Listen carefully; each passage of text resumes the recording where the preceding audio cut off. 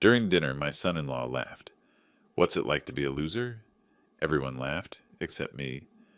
I just smiled and asked, "How does it feel to know that this loser will no longer be paying your bills?"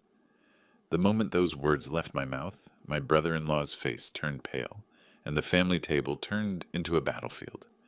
You won't believe what he did next. Before we continue, please subscribe to the channel and let us know where you are listening in the comments. "You know, Mark," my son-in-law Sheldon said, swirling the expensive Cabernet in his glass, "retirement must be nice. No pressure, no deadlines, no real responsibilities." I set down my fork carefully, the prime rib growing cold on my plate. Around the polished mahogany table, the one I'd helped Caroline pick out last year, candles flickered in crystal holders. My daughter had outdone herself tonight, celebrating Sheldon's promotion to regional sales manager. "It has its moments," I replied, watching him take another generous gulp of wine, the same wine I'd brought as a congratulatory gift. Sheldon leaned back in his chair, the one at the head of the table where he now preferred to sit during family dinners. I mean, don't get me wrong. You had a decent run as an engineer, but that was, 40 years ago? Different world now. Everything's digital, fast-paced. Takes a younger mind to really succeed. Caroline shifted uncomfortably beside me, her bracelet, last Christmas's gift from me, catching the candlelight. "Sheldon, Dad had a wonderful career. He designed infrastructure that's still standing today." Sure. Sheldon waved dismissively. "But let's be honest. When was the last time you actually built something? Accomplished something significant?" My granddaughter Emma, only 9 years old, looked up from her chicken. "Grandpa built me a treehouse last summer." "That's sweet, honey." Sheldon patted her head patronizingly. "But Grandpa needs to understand that real men provide for their families through their own hard work. Not everyone can just coast through retirement while others carry the weight." The silence stretched longer than comfortable. Caroline's nervous laugh filled the void. "Maybe we should talk about something else. Emma, tell Grandpa about your piano recital." But Sheldon wasn't finished. The promotion had inflated him like a balloon, and the wine was making him bold. "Actually, I've been thinking. Now that I'm making real money, 6 figures mark, it might be time for everyone to start pulling their own weight." I knew exactly what he meant. 15 years of mortgage help, school tuitions, car payments, medical bills. 15 years of watching him spend money like water while I quietly covered the shortfalls. "Take Caroline, for instance," he continued, gesturing toward my daughter. "She's been out of the workforce so long, living off, well, let's call it family charity. Maybe it's time she rejoined the real world." Caroline's face went pale. She knew, as I did, that their lifestyle depended entirely on my quiet support. The private school uniforms hanging in the mudroom, the lease on Sheldon's BMW, the kitchen renovation they'd completed last fall, all impossible without my help. Tommy, my 12-year-old grandson, sensed the tension. "Are we in trouble, Dad?" "No, son, but it's important to understand the difference between earners and dependents, between providers and—" He looked directly at me. "Those who've given up trying." The insult hung in the air like smoke. Caroline reached for her wineglass with trembling fingers. The children exchanged worried glances. Sheldon leaned forward, emboldened by what he mistook for my silence.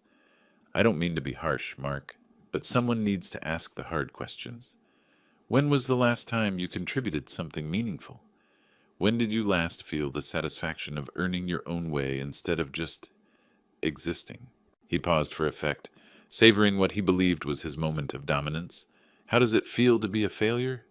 The question landed like a physical blow. Caroline gasped. Tommy's fork clattered against his plate. Emma started to cry, but I didn't flinch. Instead, I took a slow sip of water, set the glass down precisely, and looked Sheldon directly in the eyes. "How does it feel?" I said, my voice steady and clear. "To know this failure won't be paying your bills anymore?" The color drained from Sheldon's face faster than wine from a broken bottle. Caroline's hand flew to her mouth. The children stared in confusion as their father's triumphant expression crumbled into something approaching panic. I continued eating my dinner, cutting each piece of meat with deliberate care while the table sat in stunned silence. Outside, darkness was settling over the suburban neighborhood, and I could hear the distant sound of a neighbor's dog barking. After what felt like an eternity, I wiped my mouth with the linen napkin, stood, and kissed Emma and Tommy goodbye. Thank you for dinner, Caroline. It was delicious. I walked to the front door, grabbed my coat from the closet, and stepped into the cool March evening, leaving behind a table full of people, finally beginning to understand what 15 years of quiet generosity had actually meant. The 15-minute drive home passed in silence, my hands steady on the steering wheel, despite the storm brewing inside. I pulled into my driveway, the motion sensor light casting long shadows across the front steps. Inside, I hung my coat in the hall closet and walked directly to my study. The room smelled of old paper and furniture polish. I switched on the brass desk lamp, its warm glow illuminating 15 years of meticulously organized filing cabinets. As a retired engineer, I'd kept every receipt, every bank statement, every canceled check. Time to see exactly what my failure had cost me. I opened the first drawer, labeled 2009-2012. The folders were color-coded, blue for mortgage assistance, green for auto loans, yellow for school expenses, red for medical bills. My wife Martha had died in late 2008, and by January 2009, Caroline was already struggling. The first mortgage payment assistance, $2,800 February, another $2,800 March, the same. I spread the statements across my mahogany desk, the numbers forming neat columns under the lamplight, $2,800 every month for 180 months. My calculator showed $4,000 in mortgage assistance alone. Next came the car payments, Sheldon's BMW lease, Caroline's SUV loan, $200 monthly for 8 years. Another $200. The numbers climbed steadily, each folder revealing another layer of generosity I'd forgotten. Private school tuition receipts filled an entire drawer. Tommy's education from kindergarten through 7th grade. Emma's from preschool through 4th. Elite academies with swimming pools and foreign language programs. $24,000 annually, sometimes more for summer camps and extracurriculars. 16 years of education expenses, $192,000 medical insurance premiums when Sheldon was between jobs. Dental work for the children, emergency room visits, Caroline's therapy sessions after the divorce scare 3 years ago. Each manila envelope contained hundreds of co-payment receipts, insurance forms, medical bills I'd quietly covered. $8,000 yearly for 15 years, $120,000. I found vacation receipts tucked behind insurance papers. Disney World, 2015. European Cruise, 2018. Ski lodge rentals in Aspen, Christmas presents, emergency car repairs, the down payment for Caroline's kitchen renovation, another $45,000 in miscellaneous support. The final tally made me sit back in my leather chair. $976,200, nearly $1 million. For the first time since Martha's funeral, I felt the full weight of that promise I'd made at her bedside. "Don't worry about Caroline," I'd whispered to my dying wife. "I'll make sure she's secure." I remembered Caroline's tears at the funeral, her panic about the mortgage she and Sheldon couldn't afford alone. How grateful she'd been then, calling weekly to thank me, sending homemade cookies, bringing the grandchildren for Sunday visits. When had the gratitude stopped? When had my help become expected rather than appreciated? I pulled out my personal financial statements, the ones showing my own sacrifices, the smaller retirement account because I'd postponed investing, the modest 2-bedroom home instead of the lakefront property I'd wanted, the 15-year-old truck in my garage while Sheldon drove luxury vehicles, the travel brochures I'd collected but never used because Caroline always needed something, the hobbies I'd abandoned, the woman from church who'd stopped asking me to dinner because I was always helping family. I'd given them nearly $1 million in 15 years of my own dreams. At 10:30 p.m., I reached for my phone and bank contact list. Tomorrow would bring interesting conversations with automatic payment departments. Sunday morning, coffee tasted different somehow, stronger. I sat at my kitchen table watching sparrows fight over crumbs outside the window, then returned to my study, where neat stacks of documents waited, like soldiers ready for deployment. First National Bank answered on the third ring. "Account services, this is Jennifer. How may I help you?" I need to cancel automatic payments from checking account 4578-9942-0156. My voice carried the same steady tone I'd used for 40 years of engineering presentations. May I have the last 4 digits of your social security number for verification? The process took 12 minutes. Jennifer was thorough, professional, and completely unaware she was dismantling 15 years of financial architecture with each keystroke. Those payments are now discontinued, Mr. Bennett. Is there anything else I can help you with today? That's all. Thank you. Check mark next to Mortgage Assistance, $2,800 month. Colorado Mountain Insurance required a supervisor. The BMW lease payment cancellation needed 3 transfers. Each call followed the same pattern: polite verification, efficient processing, confirmation numbers I dutifully recorded in my notebook.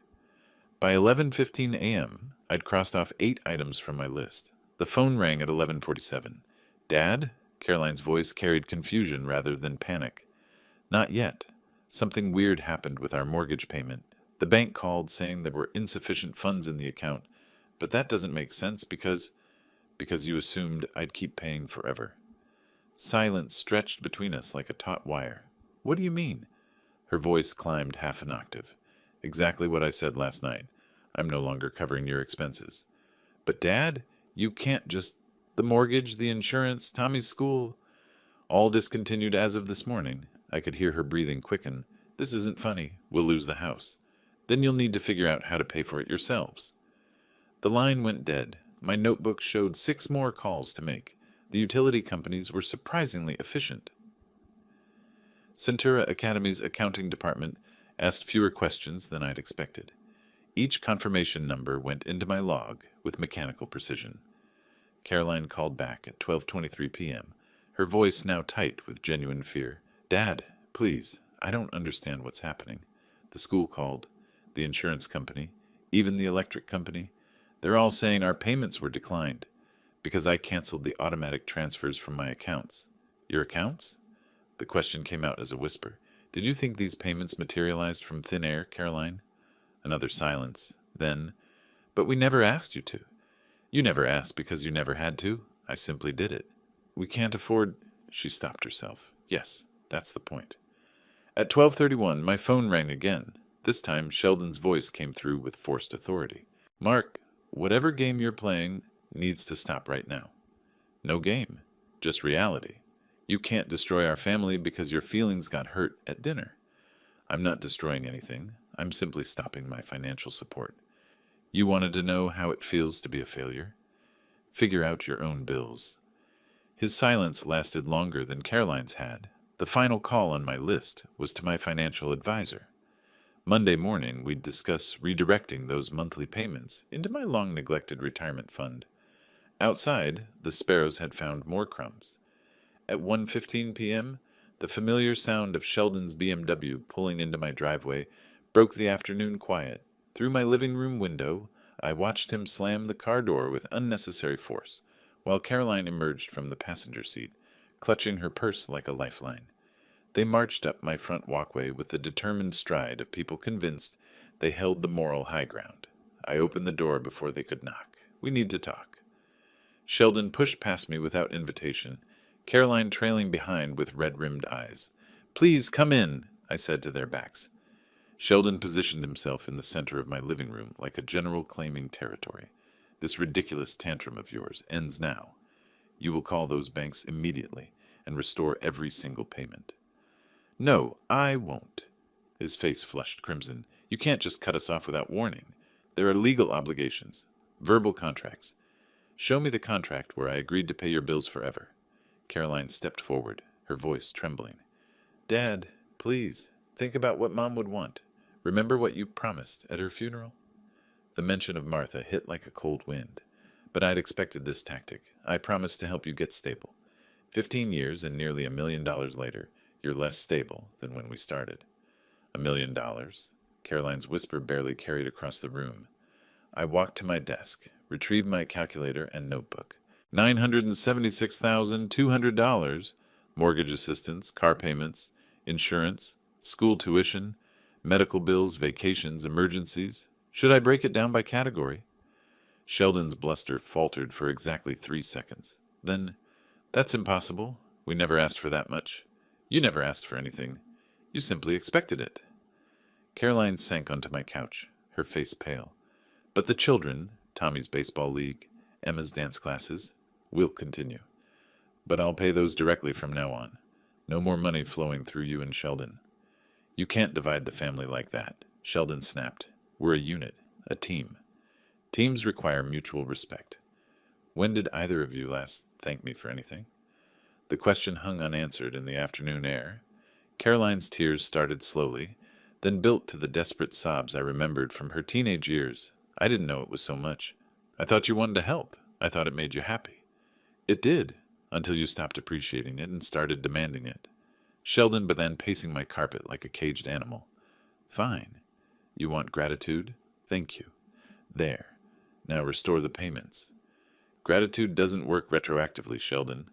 His pacing stopped. For the first time since entering my house, he looked genuinely worried rather than merely angry. What exactly do you want from us? I want you to figure out how to live within your means. I want my grandchildren to see their parents working for what they have, instead of expecting handouts. I want to be treated like a father and grandfather, not an ATM. Caroline looked up through her tears. What if we can't? What if we lose everything? Then you'll learn what failure actually feels like. The silence stretched until even the afternoon shadows seemed to hold their breath. Sheldon straightened his shoulders, retrieving some of his corporate composure. We'll see about this. There are lawyers who specialize in elder financial abuse. I almost smiled. Please call them. I'd love to explain how I've been financially abused for 15 years. They left without another word, Sheldon's BMW roaring to life with more aggression than the engine probably appreciated. I stood at my window, watching them disappear down the street, and realized my hands were shaking. Silence filled my house like water flooding a broken dam. I collapsed into my leather armchair, the one Martha had given me for our 20th anniversary, and stared at the wedding photo on the mantel. Caroline's radiant smile, Sheldon's humble bow tie, Martha's glowing face beside me. That was 2007. Sheldon worked at a small insurance company then, drove a 10-year-old Honda, and called me sir with genuine respect. Mr. Bennett, he'd said during our first private conversation, I want you to know I'll take good care of Caroline. I may not have much now, but I'm working hard to build something worthy of your daughter. The humility in his voice had been real. I'd believed him. 2 years later, Martha was gone. Cancer took her in 4 brutal months, leaving Caroline devastated, and Sheldon scrambling to manage their modest mortgage on his entry-level salary. The 2009 recession had just hit, and his company was laying people off. At Martha's funeral, Caroline collapsed against my chest. Dad, I don't know how we'll manage. Sheldon's job isn't secure, the house payments. Don't worry, I'd whispered, holding my grieving daughter. I'll help until you get stable. Until you get stable. Not forever. Those first years, Sheldon's gratitude was overwhelming. Handwritten thank you notes. Weekend visits where he'd fix my gutters or mow my lawn. Caroline called twice, weekly, just to check on me, bringing the grandchildren for Sunday dinners. Dad, you're literally saving our lives, she'd say, tears in her eyes. We'll pay you back when things improve. The first mortgage payment, $2,800, just 6 months, Sheldon promised, until I get promoted. The car loan help, $450 monthly, just until we build some equity in the house. Tommy's private school tuition, $2,000 monthly, just for kindergarten, to give him a strong foundation. Each just until became permanent. Each temporary measure became expected. By 2012, the thank you notes had stopped.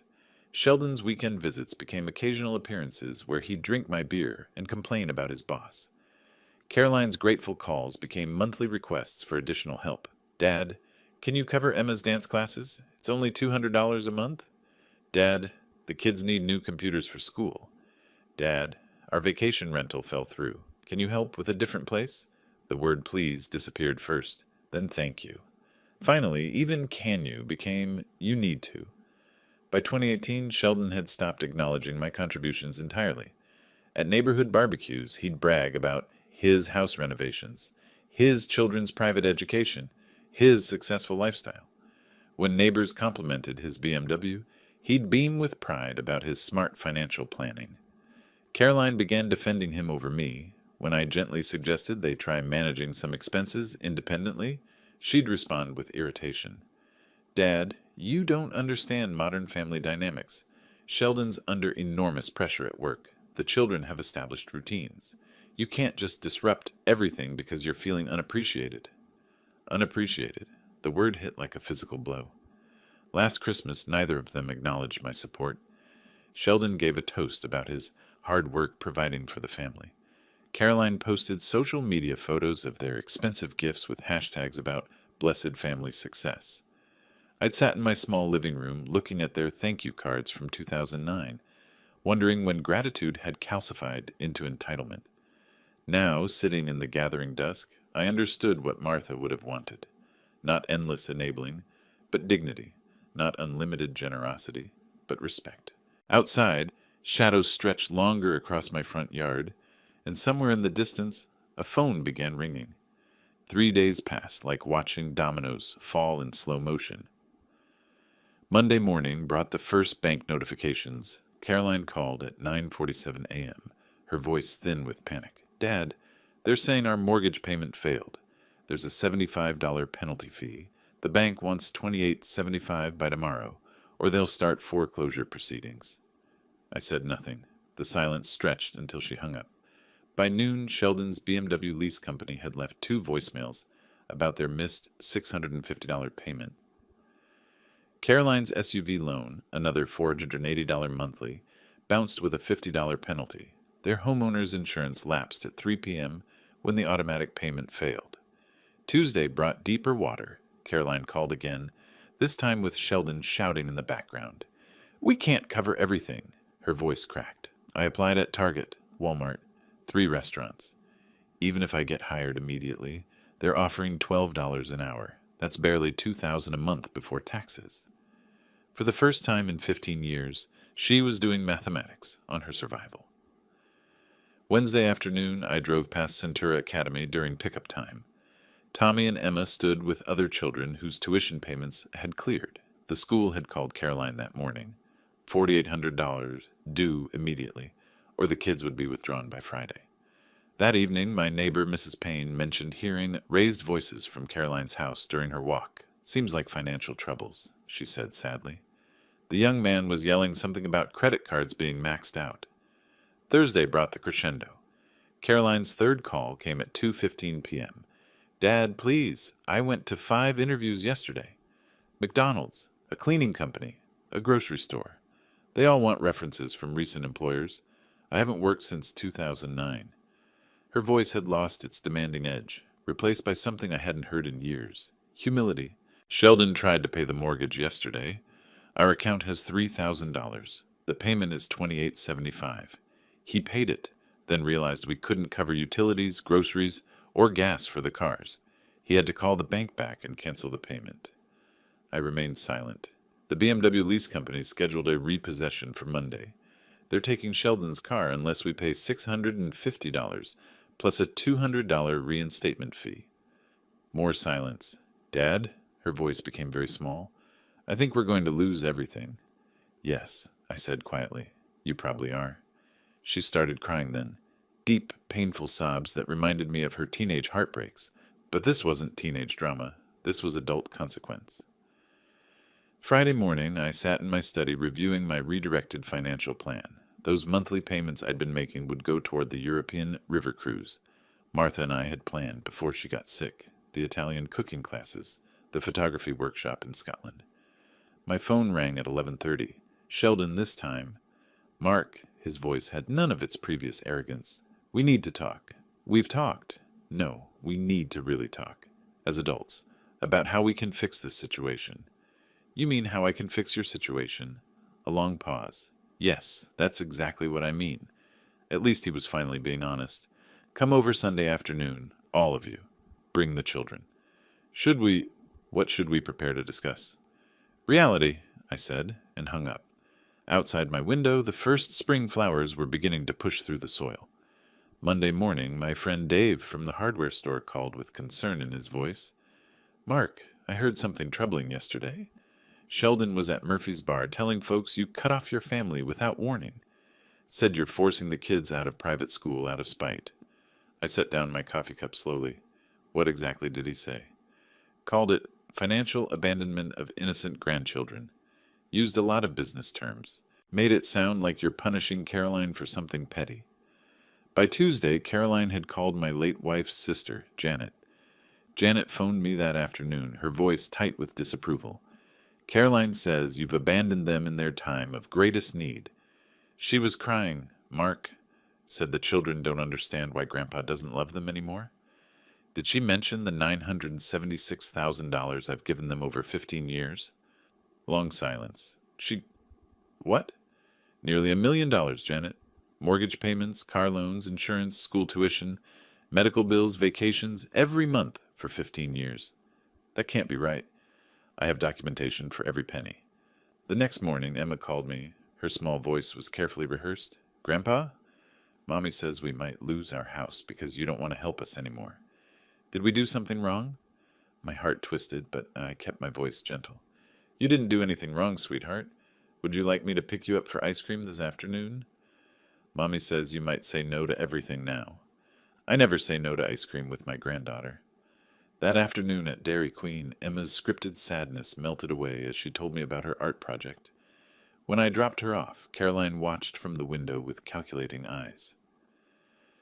Wednesday brought a more direct confrontation. Nancy Morrison, a longtime neighbor, approached me at the grocery store. Mark Bennett, I'm ashamed of you. Her voice carried across 3 aisles. Cutting off your own daughter when she needs you most? What would Martha think? I faced her calmly. Martha would think 15 years and nearly $1 million was generous enough. Nancy's righteous anger faltered. $1,976,200. Mortgage assistance, car payments, school tuition, insurance premiums, medical bills, vacation expenses. Would you like to see the bank records? Other shoppers had stopped to listen. Nancy's face reddened. Caroline mentions very little about what she receives, Nancy. Only what she wants. That evening, Dave called again. Sheldon was back at Murphy's tonight. Tried the same routine, but Bill Henderson was there. Remember Bill? He sold them that BMW 3 years ago. What did Bill say? Asked how Sheldon afforded a $60,000 car on his salary. When Sheldon started deflecting, Bill mentioned he remembered you co-signing the lease. The whole bar got quiet, real fast. Thursday morning brought a call from my old engineering colleague Tom. Heard some interesting gossip at the coffee shop.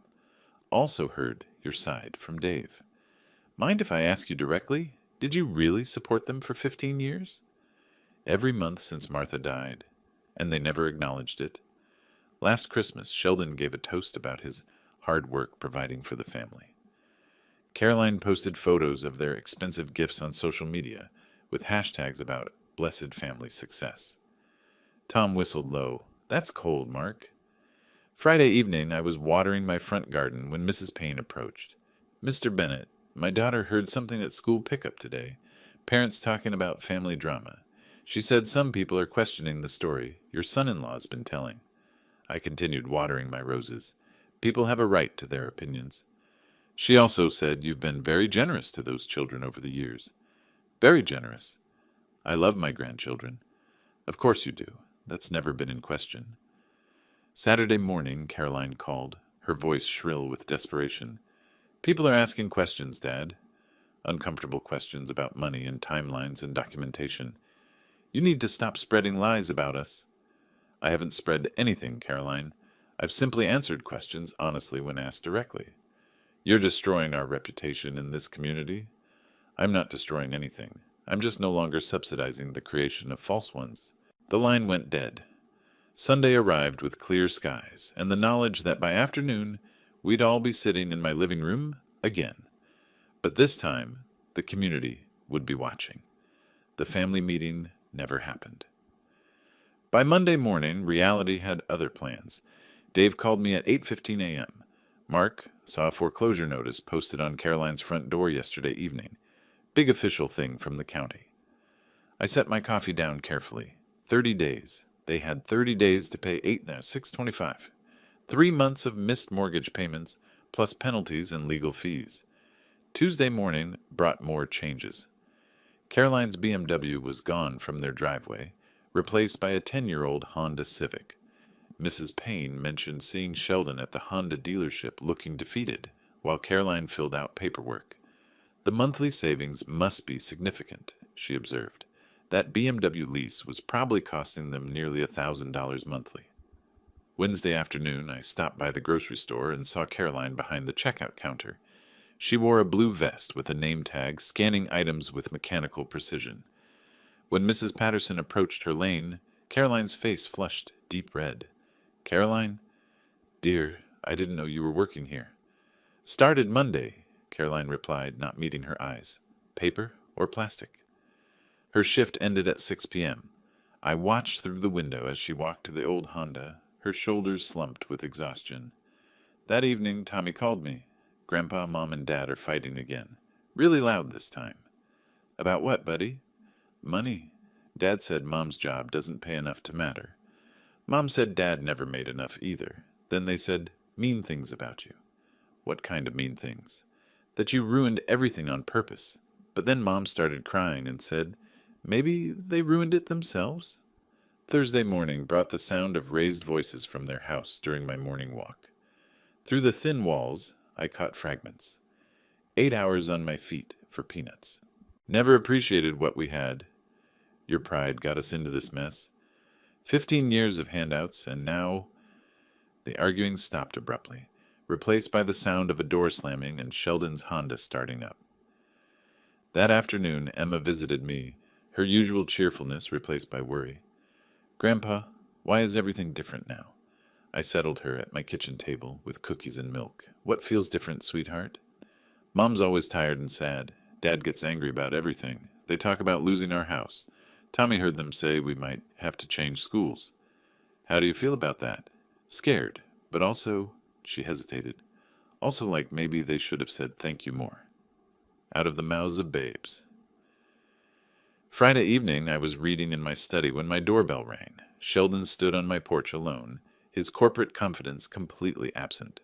His usual pressed shirt was wrinkled, his tie loosened, his face showing exhaustion I'd never seen before. "Mark, I need to talk to you. Just the two of us." Man to man. I invited him into my living room, the same room where he'd demanded I restore payments just 2 weeks ago. He sat heavily in the chair, his hands clasped tightly between his knees. "The foreclosure is real. 30 days. Caroline's working 40 hours a week for $13.50 an hour. After taxes, that's maybe $1,100 a month. I'm bringing home about $5,800 monthly. The mortgage alone is $2,875. He looked up at me with something approaching humility. "We can't make it work. Not even close. We never could we? Without you, I mean." "No," I said quietly. "You never could. I've been thinking about something you said about earning respect versus inheriting it." His voice cracked slightly. "I never earned anything, did I? The house, the cars, the kids' schools, none of it was really mine." "What do you want from me, Sheldon?" "I want to know if there's a way back from this. Not back to how things were, but forward to something better." Outside, the streetlights were beginning to flicker on as darkness settled over our suburban neighborhood. Saturday afternoon, I was organizing my financial documents when the doorbell rang. Caroline stood on my porch in her blue grocery store vest, her face streaked with tears and exhaustion. "Dad, please. We need to talk about Tommy and Emma." She looked different, smaller somehow. The entitled confidence I'd watched grow over 15 years had crumbled, leaving behind the frightened daughter I remembered from Martha's funeral. I invited her into the living room. She collapsed into the same chair where Sheldon had sat the night before, her hands shaking as she pulled off her work name tag. 4 days, she whispered. 4 days until they complete the foreclosure. Tommy keeps asking if we're really going to lose the house. Emma had nightmares last night about moving to a strange place. What do you want from me, Caroline? I want my children to have stability. I want them to finish the school year with their friends. I want Emma to sleep through the night without crying about leaving her bedroom. She looked up at me with eyes that held no trace of manipulation, only raw, maternal desperation. I've been working 40 hours a week on my feet, scanning groceries for people who used to be my friends. Yesterday, Mrs. Henderson came through my line and asked why I was working there. I wanted to crawl under the counter and disappear. But you didn't? No. I smiled and asked paper or plastic, because I finally understand what work means, what earning means, what you've been trying to teach us. She wiped her nose with a tissue from her purse. Sheldon told me about your conversation last night. He said you asked if there was a way forward. There might be, but it would require significant changes from both of you. Tell me. I leaned forward in my chair. I'll pay Tommy and Emma's school tuition directly to Centura Academy. I'll cover their clothing, medical expenses, sports activities, and music lessons. I'll establish college funds for both of them.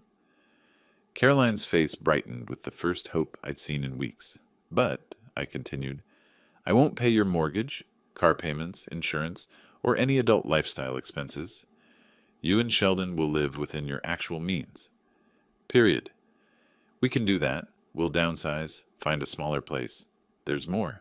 I want public acknowledgement of the 15 years and $976,000 I've provided. I want sincere public apologies for the disrespect and entitlement.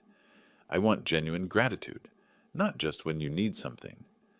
Caroline's face crumpled. Sheldon will never agree to public apologies. His pride, then his pride is more important than his children's stability. We sat in silence while she processed this reality. What kind of public acknowledgement? A letter to the community newspaper explaining how I've supported your family and thanking me for my generosity. An honest Facebook post about 15 years of financial help. Face-to-face apologies to the people you've lied to over the past 2 weeks.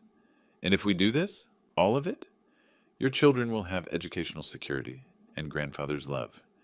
You'll have a relationship with me based on honesty and mutual respect, but you'll also have a lifestyle limited by what you and Sheldon actually earn. Caroline covered her face with her hands. I don't know if I can convince him. You have 48 hours to decide. After that, the offer expires. She stood slowly, her grocery vest wrinkled from the long day. At the door, she turned back. Dad, thank you for still caring about Tommy and Emma. I never stopped caring about any of you, Caroline. I just stopped enabling you. After she drove away in the old Honda, I sat in my living room watching the evening news. Somewhere across town, a very difficult conversation was about to begin. Caroline's Honda pulled into their driveway at 5:30 p.m. Through my neighbor Dave's later account, I learned how the evening unfolded. Sheldon was heating leftover pizza when Caroline entered the kitchen, still wearing her grocery vest. He looked up from the microwave, noting her red-rimmed eyes and exhausted posture. Where have you been? Your shift ended at 3. I went to see Dad. The microwave beeped in the silence that followed. Sheldon pulled out the steaming pizza, set it on the counter, and turned to face his wife fully.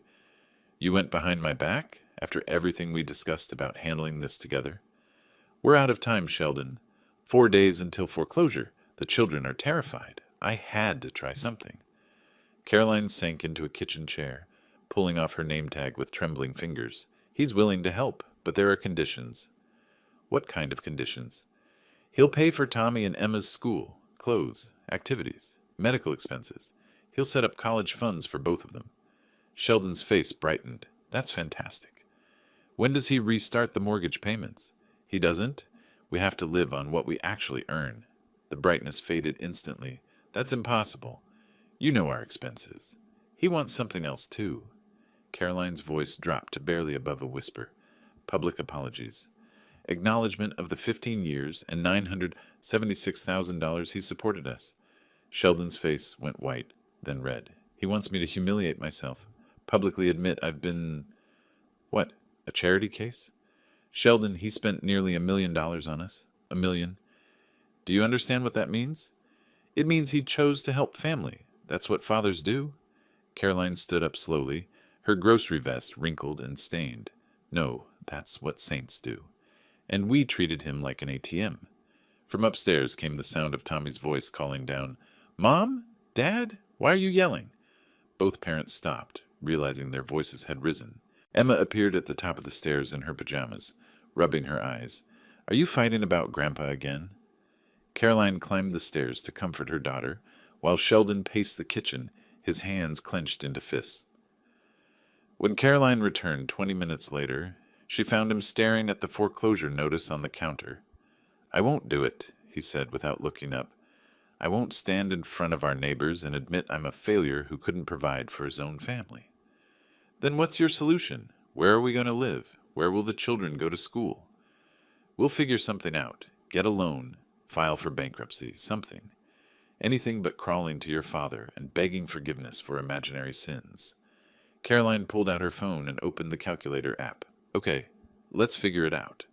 Our combined monthly income is $6,900.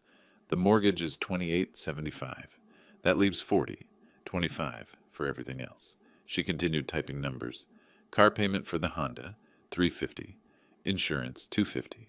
Utilities, $300. Groceries, $600. Gas, $200.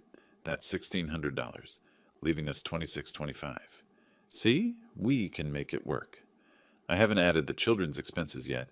Tommy's baseball league, $120 monthly. Emma's dance classes, $80. Both kids' school supplies, clothes, medical copays, birthday parties, Christmas gifts."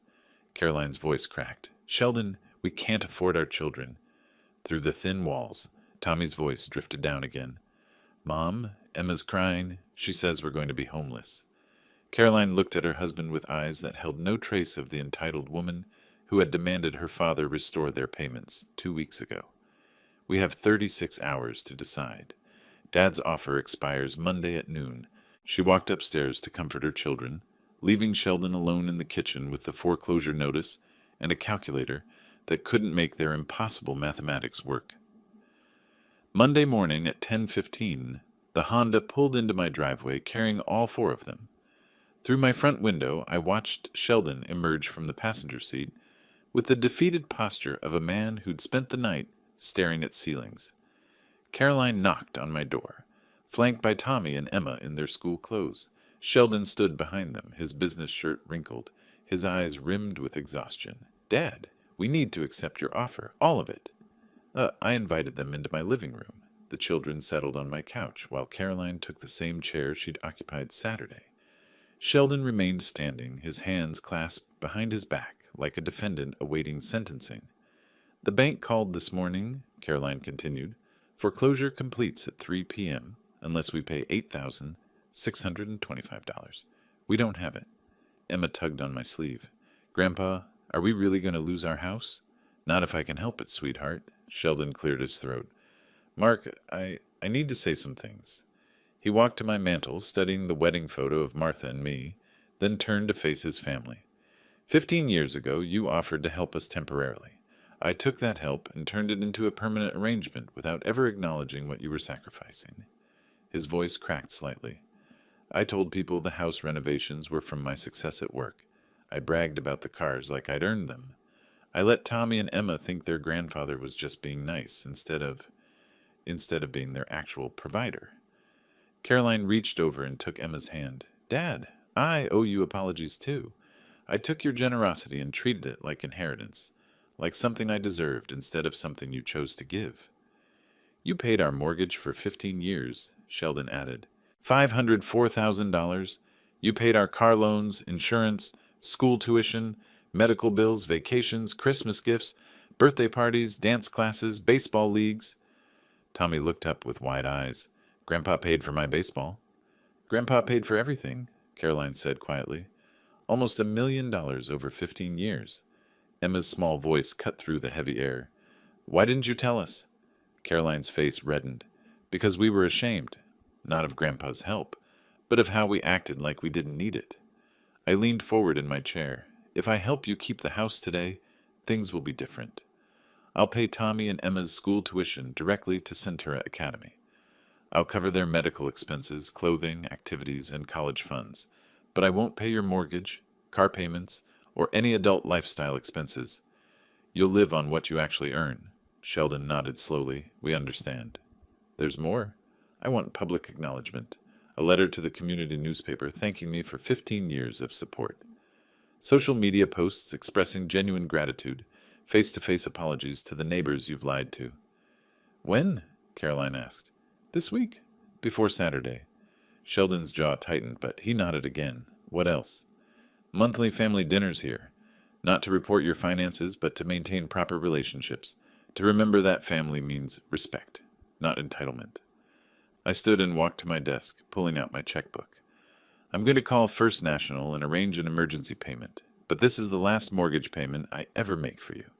After today, you sink or swim on your own income. As I dialed the bank, I heard Emma whisper to her mother, "Are we going to be okay now?" Caroline's voice was soft but certain. "Yes, sweetheart, we're going to be just fine." For the first time in 15 years, I believe she was right.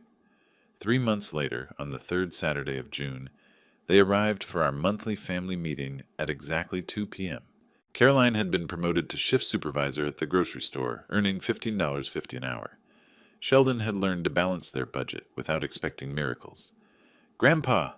Emma bounded through my front door in her soccer uniform, grass stains on her knees and a medal around her neck. "Look what I won at the tournament." "That's wonderful, sweetheart. Tell me about the winning goal." While Emma regaled me with athletic heroics, Tommy showed me his report card, straight A's, and a note from his teacher, praising his improved attitude and confidence. Caroline set a manila folder on my coffee table. "Dad, here's this month's budget review. We're covering the mortgage, utilities, groceries, and car payment entirely from our combined salaries. We even started a small emergency fund." Sheldon, who 3 months ago couldn't look me in the eye, now contributed to our discussions with genuine respect. "Mark, I wanted to ask your advice about a potential promotion opportunity at work. The regional director position might open up next quarter. What would it involve?" "More responsibility, better salary, but also travel.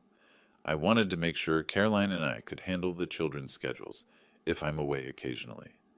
I opened my own folder, organized with typical engineer precision, Tommy's soccer league fee, paid directly to Colorado Youth Sports. Emma's piano lessons, handled through Mountain Music Academy. Both children's dental checkups are scheduled for next month, covered under my family plan. Caroline smiled, a genuine expression I hadn't seen in years. "Dad, I can't thank you enough for keeping their lives stable while we figured out how to be actual adults." "Speaking of being adults," Sheldon added, "we completed the community service hours Judge Martinez assigned after our public apology letters. Volunteering at the food bank was enlightening. We met families genuinely struggling, not just living beyond their means like we were." Emma tugged on my sleeve. "Grandpa, can we show you the thank you cards we made?" Both children produced construction paper cards, decorated with glitter and heartfelt messages. Tommy's read, "Thank you for taking care of us, even when Mom and Dad forgot to say please." Emma's was simpler. "I love you, Grandpa. You're the best." These weren't coached expressions or guilt-driven apologies. These were the authentic words of children who finally understood what love and security actually meant. "There's something else," Caroline said quietly. "Sheldon and I have been talking about eventually buying a smaller house, something we can actually afford on our own income. Not immediately, but maybe in 2 years when we've built more savings." "That sounds like good planning," Sheldon nodded. "We want to prove we can stand on our own feet. Not because we don't appreciate your help with the kids, but because we need to respect what you've already given us." As the afternoon wound down, Tommy asked the question that summarized everything. "Grandpa, are you proud of us now?" I looked around my living room at my daughter, who had learned the value of work, my son-in-law, who had swallowed his pride for his children's sake, and my grandchildren, who finally understood gratitude. "Yes, Tommy, I'm very proud of all of you." They left as the sun was setting, Emma's hand in mine as I walked them to their car, the same Honda that had replaced the BMW, but somehow it looked less like a downgrade and more like a choice made with wisdom. Watching their taillights disappear down my street, I realized Martha would have been proud too. Not of the money I'd spent or the control I'd finally asserted, but of the family we'd become when respect replaced entitlement and love replaced exploitation. The revenge I'd sought wasn't punishment, it was transformation, and sometimes that's the sweetest justice of all. If you like this story, please like this video, subscribe to the channel, and share your impressions of this story in the comments. To listen to the next story, click on the box on the left. Thank you for watching.